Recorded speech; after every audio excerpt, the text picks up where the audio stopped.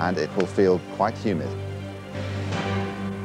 Now then, we've been promising you a love story to beat them all, and we always fulfil our promises, so here it is. It's a tale to touch the heartstrings of even the most hardened soul. Late one night 8 years ago, Anne Harling got a phone call which would change her life forever. It was a friend ringing to introduce her to his landlord, Les Ackroyd, who, like Anne, was lonely and depressed following the breakup of his marriage. They agreed to meet and clicked instantly. Within weeks, their friendship had blossomed into love, and after 3 months, Anne moved in with Les and asked him to marry her. But Les said no. He was deeply in love and happy as things were. As the years went by, Anne kept asking and kept hoping. She even changed her name to his by deed poll, but Les would not be swayed. Then, on holiday in Malta, tragedy struck. It did. And then what happened, Les? Les is with us now, by the way. Morning, Les. Morning. What happened? Tragedy struck and... Well, I decided that... Yeah, we have to say Anne's here as well. He's given the game away.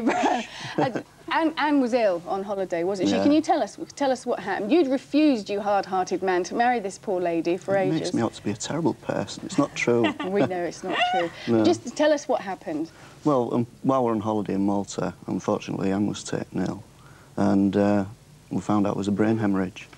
And I think the worst night of my life was when I left her in the hospital, went back to the hotel, and I didn't know whether I'd see her again the next morning. And that's when I decided. Oh.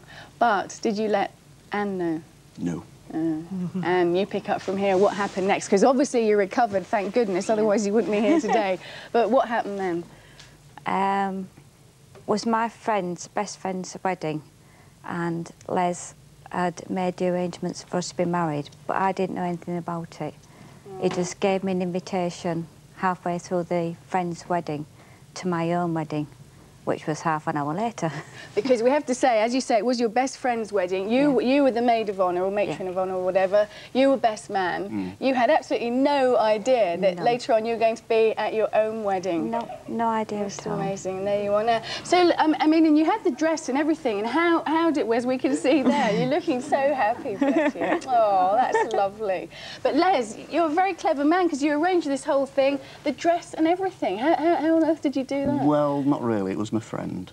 She arranged most of it, but it all worked out. She was really crafty, because she said she wanted the matron of honour to be dressed in bridal colours.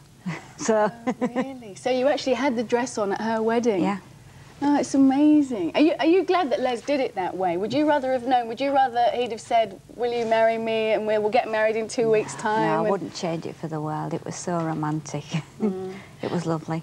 I just want to know, Les, and we haven't made you out to be a horrible man at all, but why would you not marry her for so long? What was it about marriage that... Well, I'd been married before, and I said to Anne that I'd taken vows once and it didn't seem to mean anything, so that was it. And now it does? It does, certainly does. Yeah. So it's not so bad after all, is it? How long have you been married now? Too long. 2nd of May. Yeah, so what's the date today? It's 2 weeks? 2 weeks, yeah. Is it the 18th? Oh, no, you said that. 16th, yeah. Well, congratulations to both of you. I'm glad you finally succumbed. And it took, as we say, a near tragedy to do it. And Anne, you're fully recovered now. 95% recovered, yeah. Great. You look really well. Yeah. Thanks very much indeed. And enjoy married life. You look as though you're enjoying it. Yeah. Great. Thanks for joining us this morning. Thank you. Definitely had the R factor, because all the girls behind those cameras are going... Wake up! Sally's even put her apron on. She's got all domesticated on us.